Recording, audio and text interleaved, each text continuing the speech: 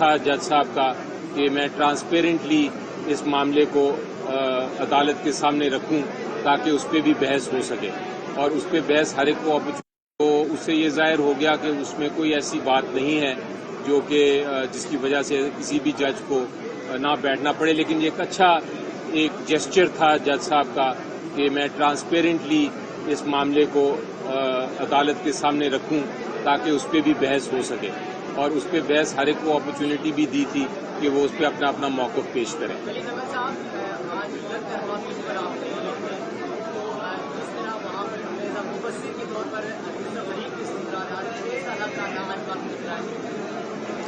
آج دیکھیں، جو بحث تو آرٹیکل 63A پہ میرٹس پہ کچھ وکلاء نے کل بھی کی تھی، کچھ ہفتے کو بھی کی تھی، اس سے پہلے جو لاہور میں ہیئرنگ ہوئی تھی، اور اس کے بعد سب وکلاء کا موقف جو ہے وہ آ گیا تھا رائٹنگ میں، اور اٹارنی جنرل صاحب کی جو ریپرزینٹیو تھے انہوں نے بھی حکومت کی طرف سے، جو حکومت کے ریپرزینٹیو ہوتے ہیں، انہوں نے بھی آج بحث کر لی تھی۔ تو اس میں انفیکٹ جج صاحبان نے یہ سوچا کہ چونکہ اب آج کے دن کوئی وکیل دوسری طرف سے پیش نہیں ہے تو ہم ان کی بحث اپنی طرف سے سن لیں اور سوالات پوچھیں، تو عدالت نے میرے سے کافی سارے سوالات پوچھے، اور کافی سارے سیریس سوال تھے، انٹرسٹنگ لیگل سوال تھے جن کا جواب مجھے دینا پڑا۔ انہوں نے ججمنٹس کا بھی پوائنٹ آؤٹ کیا، اور انہوں نے یہ بھی کہا کہ آپ پڑھ کے سنائیں جو اپلیکیشنز دی ہیں اور جو جواب دیے ہیں، اور جو ریٹن آرگومنٹس دی ہیں دوسری سائڈ نے، اور ان کا بھی جواب دیں۔ تو میرا خیال ہے عدالت نے اپنی بھرپور کوشش کی ہے کہ بائیکاٹ کے باوجود وہ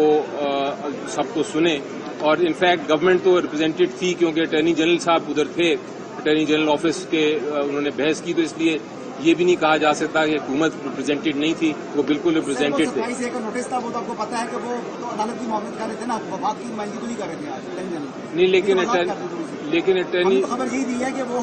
عدالت کی معاملت کے لیے آئے۔ وہ یہ بات درست ہے، لیکن جب 27A کا یہ مطلب نہیں ہے کہ حکومت کو ریپرزینٹ نہیں کرتے،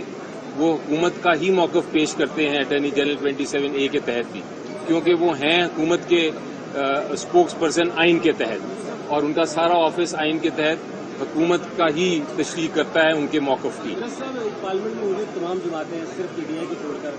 وہ اس عدالتی کارروائی کا بائیکاٹ کرتے چلی گئی ہے، دوسری طرف جو آپ کی لائر سیکورٹی ہے وہ بھی ڈویژن نظر آتی ہے۔ اس فیصلے کے جنرل پبلک کو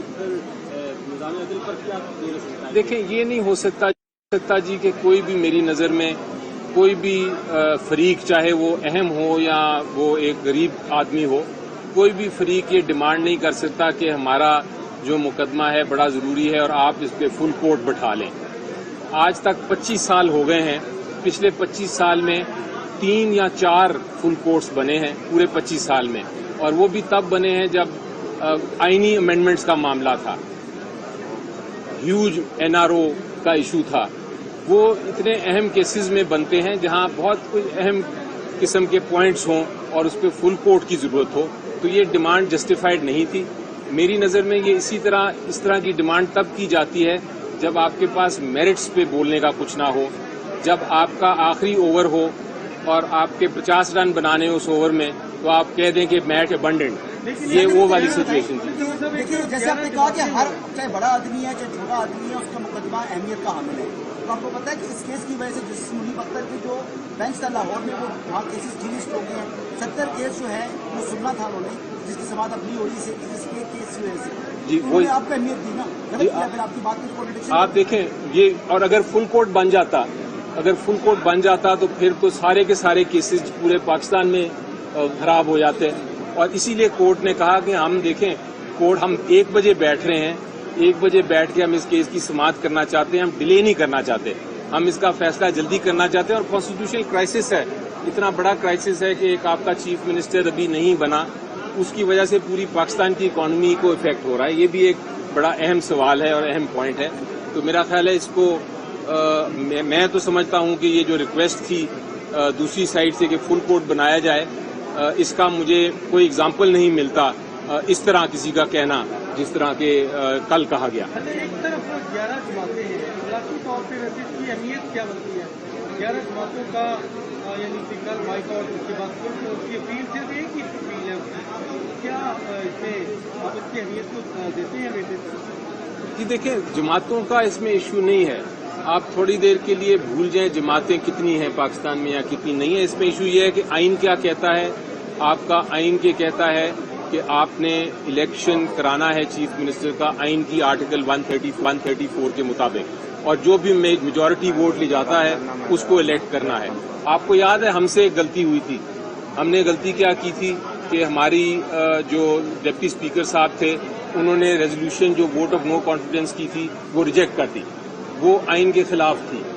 وہ اس کے اوپر عدالت بیٹھی 4 دن، پوری عدالت بیٹھی 4 دن میں